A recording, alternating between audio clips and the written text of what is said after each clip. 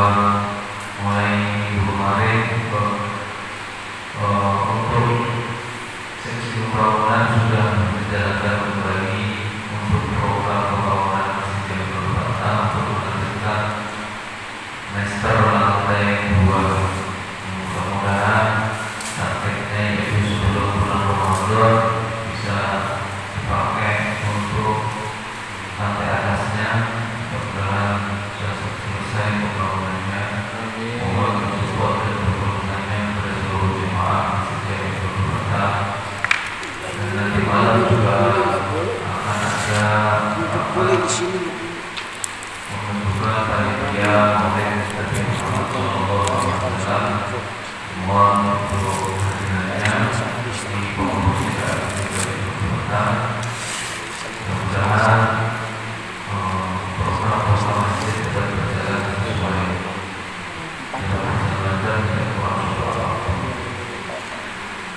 Bismillahirrahmanirrahim. Wa qala al-musannif rahimahullah ta'ala wa nafa'ana bihi wa bi ulumihi fid-dar wal amin ila akhir. Mari sudah dijelaskan tentang rukun-rukunnya haji, kemudian wajibnya haji. Jadi kalau kita meninggalkan rukunnya haji, maka hajinya itu tidak sah. Tapi kalau meninggalkan wajibnya haji itu sah, tapi harus mengganti dengan denda. Dan ibadah haji merupakan yang ibadah agak unik, ya, karena manis takoa bagi orang yang mampu. Ini juga biasanya untuk rukun dan wajib. Untuk ibadah-ibadah lain itu sama gabungan, tapi untuk ibadah haji sendiri itu ada bedanya. Kalau untuk rukun dan wajib, kalau untuk ibadah sholat, puasa itu rukun wajib itu sama, tapi kalau untuk ibadah haji antara rukun dan wajibnya itu berbeda. Kemarin rukunnya sudah dijelaskan, yaitu pertama ihram, niat ihram, kemudian wukuf di Arafah, kemudian tawaf ifadah, kemudian sa'i, hari-hari kecil dan syuhada, kemudian tahallul tertib. Itu rukunnya itu. Puncak ibadah haji yaitu wukuf ibadah Arafah. Kemudian wajibnya haji itu yang pertama ihram juga, ihram dari miqat. Kalau tadi niat ihram, kalau wajib haji ihram dari miqat itu pertama. Yang kedua mabit di Musdalifah, kemudian mabit di Mina, kemudian melakukan umrah, kemudian meninggalkan hal-hal yang diharamkan saat ibadah haji dan umrah. Itu haji. Kalau umrah sendiri, bedanya dengan ibadah haji. Kalau umrah itu hanya pada, kalau untuk rukunnya hanya pada wukuf di Arafah. Kalau umrah itu wajib rukunnya sama dengan haji kecuali wukuf ibadah Arafah. Kemudian wajibnya umrah itu hanya dua, yaitu ihram dari miqat dan meninggalkan hal-hal yang diharamkan saat ihram itu aja. Itu kalau wajibnya umrah. Selain itu, rangkaian dengan ibadahnya merupakan sunnah. Faslun, inilah fasal. Yusannu lil murid bil ihram. Disunahkan untuk yang hendak ihram. Jadi yang hendak ihram bukan pada saat ihram. Ayat an-nazrah, hendaknya membersihkan qabla ihram, sebelum ihram, bizalatil awsani, dengan menghilangkan kotoran-kotoran, wal azfari, dan kuku. Bersihkan kotoran-kotoran badannya, bersihkan kuku. Tapi kalau pada saat ihramnya sendiri itu boleh. Tapi kalau sebelumnya, sebelum ihram itu bersihkan dulu kuku-kukunya, kemudian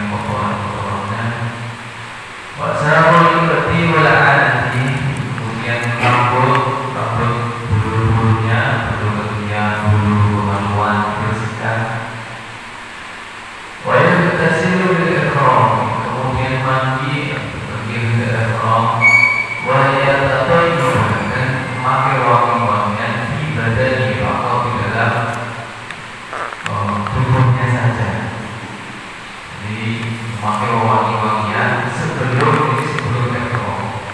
Jadi kalau sudah ihram, sudah ibadah sudah boleh memakai wangi-wangian.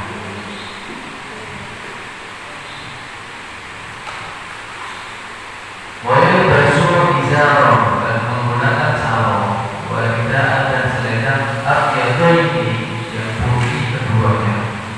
Hingga jika ada seorang yang ihram diusah ihram, orangnya laki-laki memakai sarung atau memakai selendang, yang sering dipakai untuk ibadah haji. Jadi kayaknya itu tidak berjahit dan pakaiannya pakai warna putih. Itu menandakan bahwa ketika kita ibadah haji atau beribadah umroh, itu ya sudah siap-siap menghadap Allah dengan segala kebersihannya, dengan segala tidak ada jahitan di dalam pakaiannya itu. Kan kemarin sudah dijelaskan bahwa tanda dari jahitan itu merupakan pembeda dari yang lain. Kalau kain dijahit itu kan sudah beda. Makanya adanya sarung, adanya baju, adanya gamis itu kan bedanya dari jahitannya. Jadi ketika sudah ibadah umroh, sudah ibadah haji, apalagi sudah wukuf di Arafah, itu sama. Kita menandalkan semua keduniaan kita semata-mata menghadap Allah Subhanahu wa Ta'ala. Makanya semuanya putih, tidak ada jahitan. Itu jabatan-jabatan latar belakang manusia semuanya itu sama. Jabatannya tidak dipakai. Terus latar belakangnya, pangkatnya, derajatnya semua sama di sisi Allah. Jadi kadang-kadang kita di dunia ini itu diuji oleh Allah untuk dari jabatan, dari pangkat, dari kehormatan.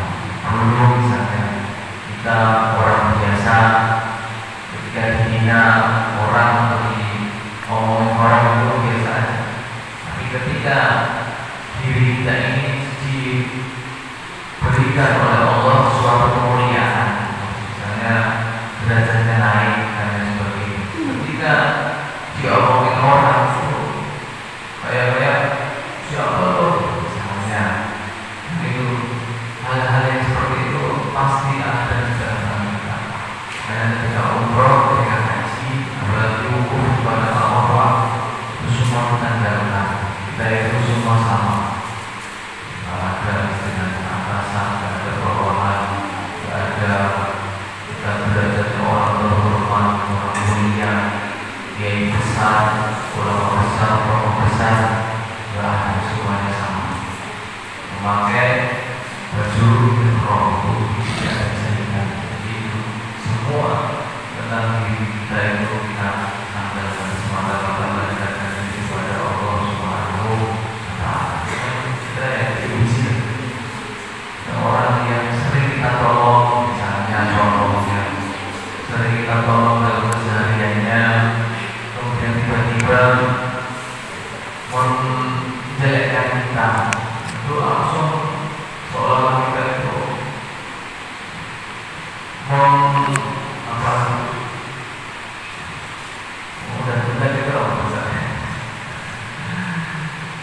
ya pemberian pertolongan kita itu kita sebut-sebut terus, mau perlu susah kita tolong terus, dan sifat-sifat manusia itu pasti ada. Makanya ketika kita melakukan ibadah tersebut, semua itu kita tambahkan, semua itu kita hilangkan. Termasuk sifat kemarin sudah dijelaskan juga, termasuk sifat-sifat kebinatang kita, mungkin yang kerakusan kita, sifat menganiaya kita, menzalimi kita, atau binatang. Misalnya binatang buas kan sering menerkam, mengalahkan, dan di dalam diri kita itu punya potensi juga seperti itu. Karena ketika pada saat ibadah tersebut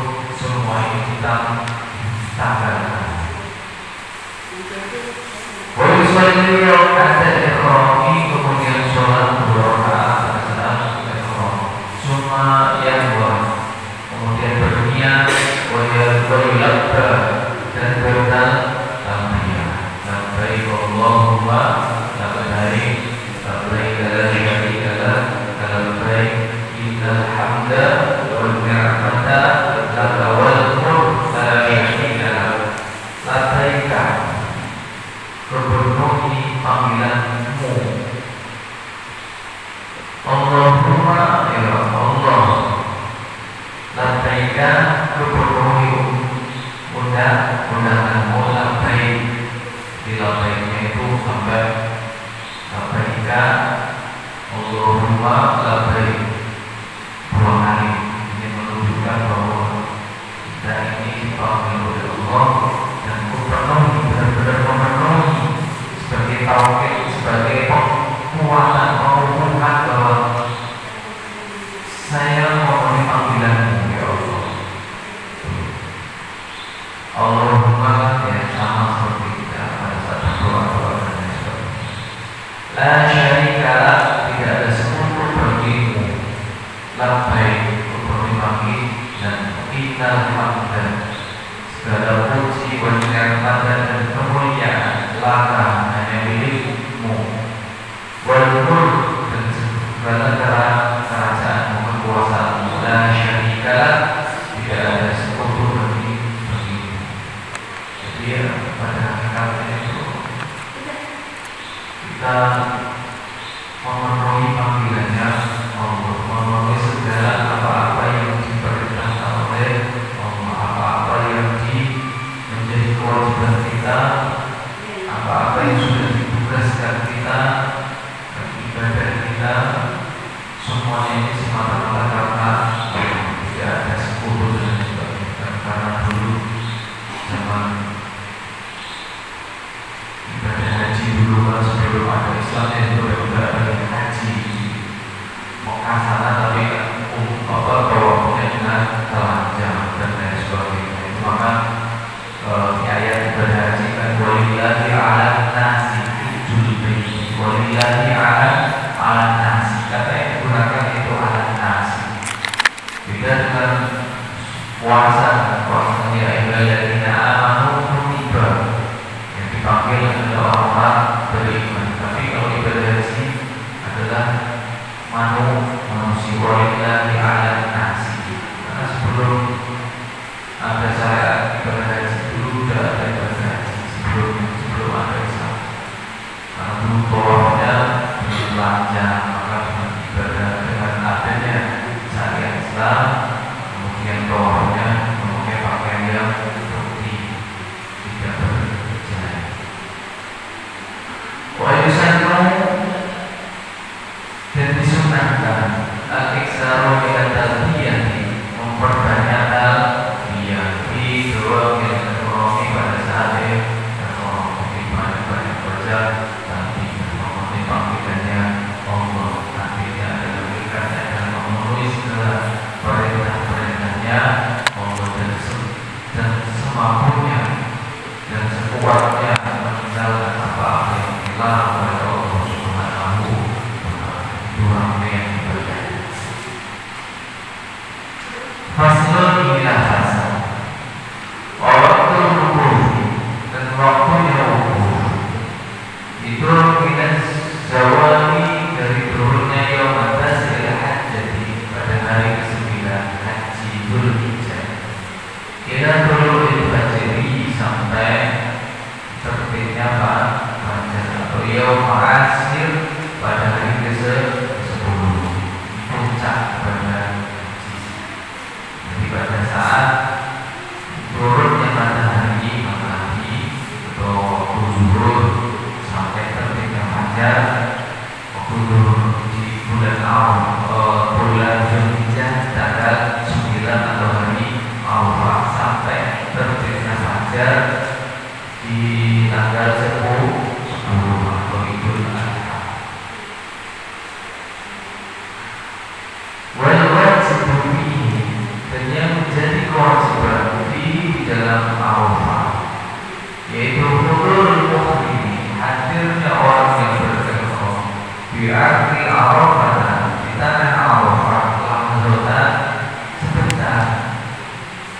min hadzal waqti dari ila waktu lailan, baik itu waktu malam atau nahar atau waktu siang. Nah, ini sebenarnya kalau mau sebagai hanya syarat sebagai untuk memenuhi kewajiban dengan adanya banyak ulama-ulama yang mengusulkan itu pada saat wukuf di Arafah itu yang penting memenuhi kewajiban hajinya. Itu makanya diusulkan banyak yang meminta kuota haji naik itu kan pada saat wukuf di Arafah ini hanya saja untuk menggugurkan kewajiban. Kalau sebentar saja sebenarnya bisa naik kuotanya, cuma karena mungkin untuk melihat dari segi keafdolan mungkin hanya setahun sekali saja atau seumur sekali masa wukuf dan itu. Tapi kalau hanya sekedar memenuhi kewajibannya saja, dia datang sebentar dan pergi lagi, itu berapa kuota haji yang bisa nambah sebenarnya? Cuma karena dan sebagainya yang masih diusulkan mudah-mudahan juga kuotanya naik. Nah, kuota haji hanya terbatas sehingga ya keberangkatannya dari setiap berbagai macam negara dibatasi. Dan kuota yang paling banyak di negara Indonesia dan antriannya pun juga sampai puluhan tahun. Sekarang kalau Bapak Ibu sudah daftar dengan haji yang reguler itu bisa jadi waktu tunggunya itu di atas 20 tahun. Kalau sudah usia 40 berarti 60 tahun baru berangkat. Itu pun kalau daftarnya bisa 40. Kalau daftarnya di usia 50 itu paling cepat 20 tahun di berbagai macam daerah. Tapi nggak tahu nanti kalau misalnya ada penambahan kuota lagi.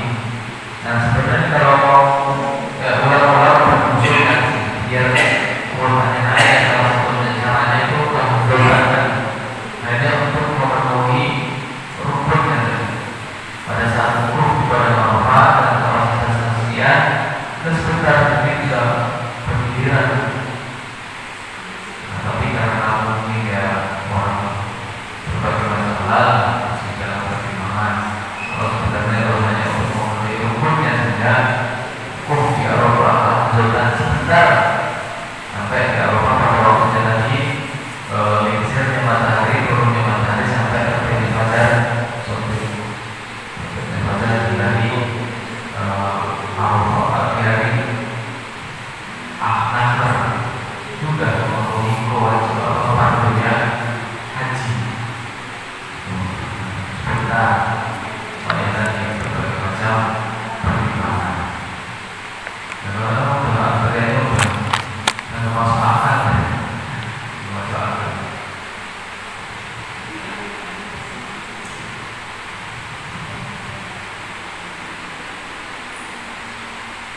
Wal afdal hudud. Nah ini kalau ngomong afdal itu pilihan hari pada saat siangnya oleh pokoknya ini dan tetap pilihan dalam Arafah bila belum sampai tenggelamnya matahari. Paling afdalnya itu di waktu siangnya, sorenya, asarnya itu setelah waktu belum sampai tenggelamnya matahari. Itu waktu yang paling afdalnya pada Allah.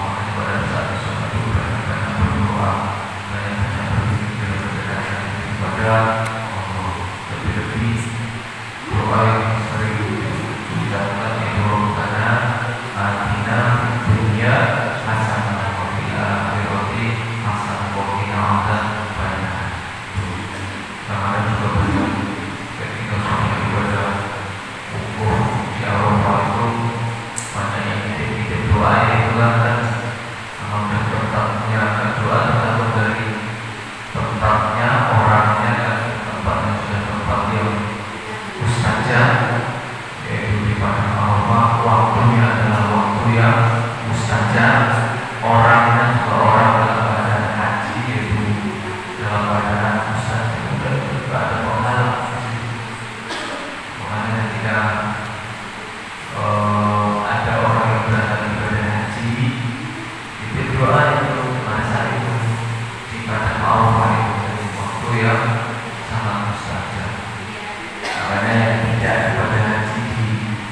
pada saat di hari Arafah itu disunahkan puasa Arafah. Jika puasa Arafah maka diampuni dosa-dosa yang lalu dan dosa-dosa yang akan datang. Dosa-dosa. Tapi dosa kecil bukan. Terus ketika puasa Arafah, puasa sehari, diampuni juga puasa dosa-dosanya dua. Bebas kalau dosa yang tidak dulu. Terus dikira dosa puasa Arafah sehari, besok bebas ya. Bebas melakukan dosa, hanya diampuni. Kayak seperti itu juga. Ya itu hanya sekedar sebagai penguat saja, sebagai pengungkapan. Pemilihan kalau promosi lah ya. Pada saat itu puasa di awal itu pahalanya sangat besar, sangat dianjurkan untuk puasa bagi orang yang tidak ibadah haji. Tetapi kalau yang ibadah haji di sana itu malah makruh kalau puasa Arafah, kecuali dia udah mempunyai puasa misalnya puasa langganan, puasa dawamnya setiap Senin Kamis puasa atau puasa Daud, pada tempat di rumah orang sana puasa itu tidak apa. Tapi kalau nggak pernah puasa, dia ibadah haji ukur di Arafah sama, dia pas ibadah haji nggak pernah puasa, biar pahalanya bertambah, saya malah puasanya malah nggak ada kesunahannya malah nggak puasa pada saat ukur di Arafah, kecuali dia puasanya berpuasa dawam atau puasa yang sudah sehari-hari dilakukan. Wasunnatu lil muhrim, dan kesunatan bagi orang yang ihram al-istirahatnya hendaknya untuk tidak menghidupkan hidrawami ikhramihi pada saat ikhramnya illa bima yuqarribuhu li maulahu, kecuali untuk hal-hal yang mendekatkan diri kepada Allah. Ini pada saat ikhram itu disunahkan untuk melakukan hal-hal menyibukkan diri kita untuk mendekatkan diri kepada Allah. Wa anta sunnah, dan hendaknya menjaga nafsu al-mu'mina hatta anil kalam, sampai pembicaraan al-mubah yang mubah, alladzi yang laisa fihi, yang tidak ada manfaat di dalam kalam atau manfaat atau manfaatnya. Wa muhawalatu ala dzalika, dan menjaga pada hal yang demikian ini yaum Arafah, pada hari Arafah, dan itu sangat dianjurkan, sangat dianjurkan. Pada saat ikhram hendaknya menyibukkan diri kita beribadah kepada Allah, berpikir, mengingat kebesaran Allah, menghindari hal-hal pembicaraan yang sifatnya mubah atau tidak ada manfaatnya.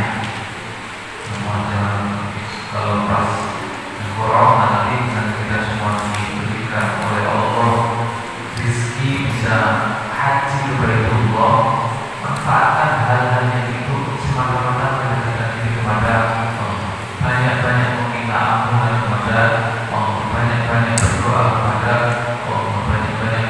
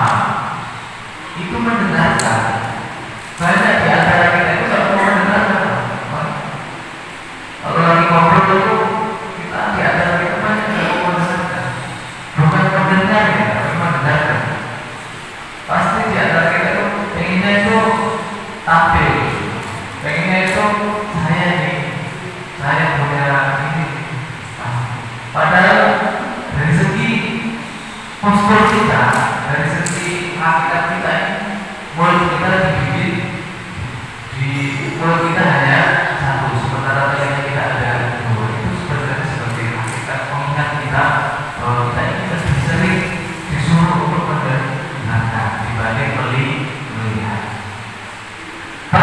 Bahkan Rasulullah SAW diberikan mukjizat yang paling besar. Mukjizatnya apa? Al-Quran.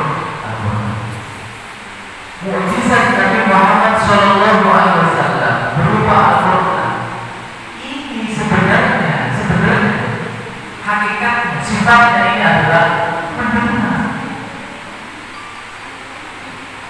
Kalau Bapak Ibu audiometri atau pendengaran, kita mendengarkan ayat-ayat Al-Quran. Bismillahirrahmanirrahim. Alhamdulillahirabbil alamin. Beda dengan mukjizat-mukjizat yang lain. Misalnya Nabi Musa bisa membelah lautan. Itu kan sifatnya melihat,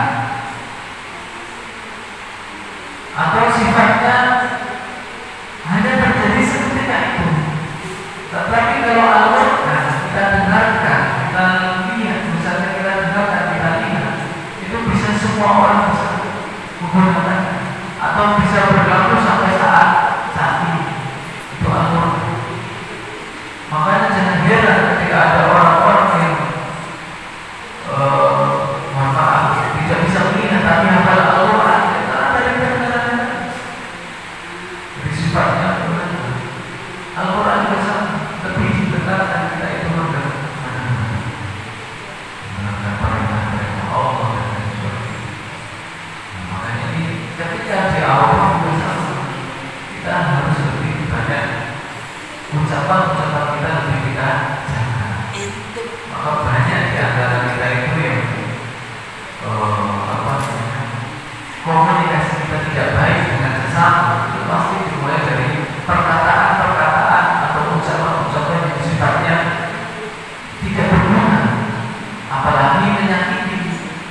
Sifatnya tidak berguna saja itu kadang-kadang bisa menyebabkan buruknya komunikasi, apalagi sampai menyakiti. Makanya ya, ketika kita pada apa dan ditetapkan adalah untuk meninggalkan hal-hal yang sifatnya ubah, apalagi hak Allah. Faman farada fihinna fala rafasa wala fusuqa wala jidala fil hajj. Nah, yang ibadah haji fala rafasa, tidak mengucapkan perkataan yang sifatnya rafasa dalam fusuqa dan fusuk. Nah, itu rafasa adalah hal yang bisa bersifatnya mencela dan lain sebagainya, atau sifatnya membangkitkan, membangkitkan tirani dan lain sebagainya. Itu yang sangat penting sekali kita menjaga lisan kita, menjaga perkataan kita dalam kehidupan kita sehari-hari yang bisa kita terapkan dalam kehidupan sehari-hari, bukan hanya pada saat ibadah Arafah. Kita juga ketika kita melaksanakan gelar haji yang mabrur, itu adalah ketika ibadah haji kita itu kita sampai sudah melakukan ibadah di sana, tapi amalan-amalan haji mabrur tadi masih kita terapkan dalam kehidupan sehari. Nah, salah satunya adalah yaitu meninggalkan pembicaraan dengan sifatnya ubah atau sifatnya hak.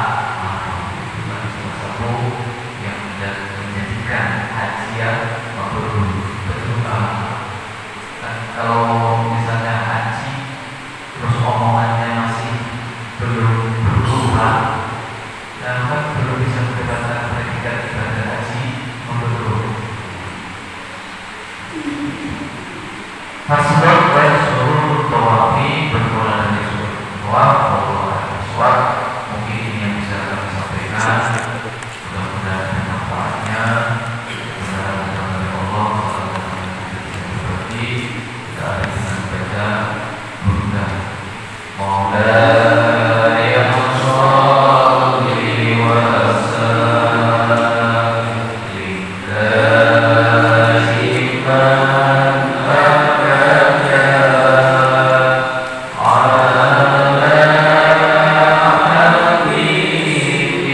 Assalamualaikum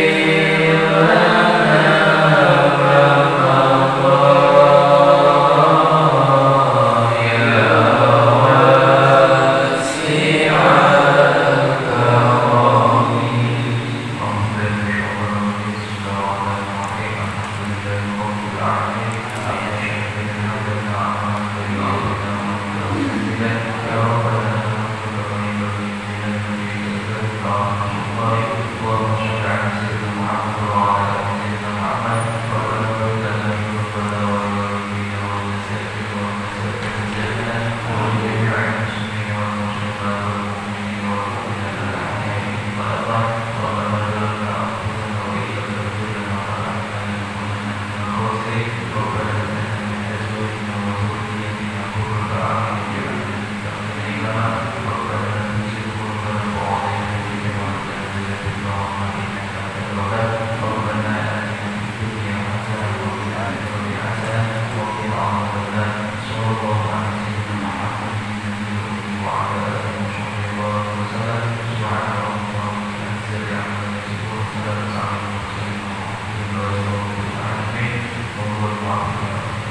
wabarakatuh.